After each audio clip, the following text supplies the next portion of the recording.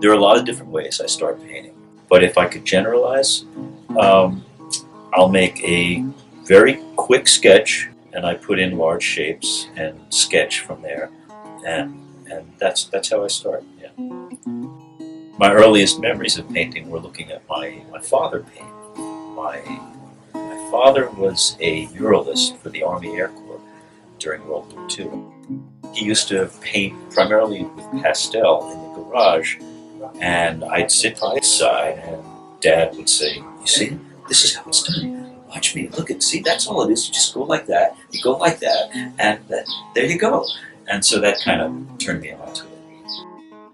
The nostalgic and emotional aspect of my painting is very, very important to me. And I do think that each individual painting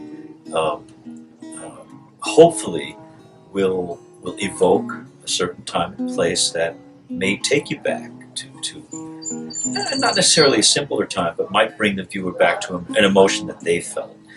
I love the emotional response I'm putting out on a canvas or a board to what's in front of me. I don't necessarily have to define every shape. A lot of painting should be left up to the imagination of the viewer, or at least the thought process of the viewer, so they can gain from it whatever they think they see into it.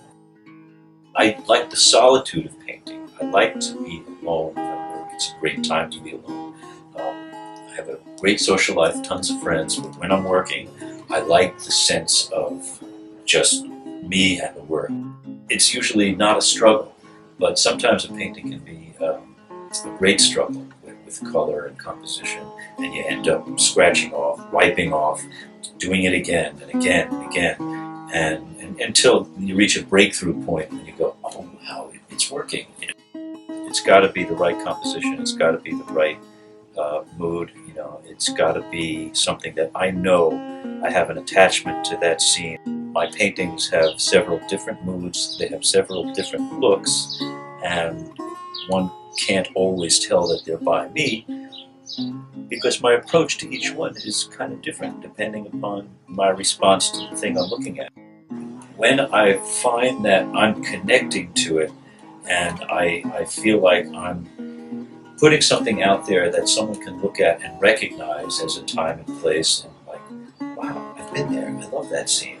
I know what that's like. I know that feeling of those shadows. And it's very gratifying when someone buys a painting, because you know that there's something they've seen in that piece that they can relate to.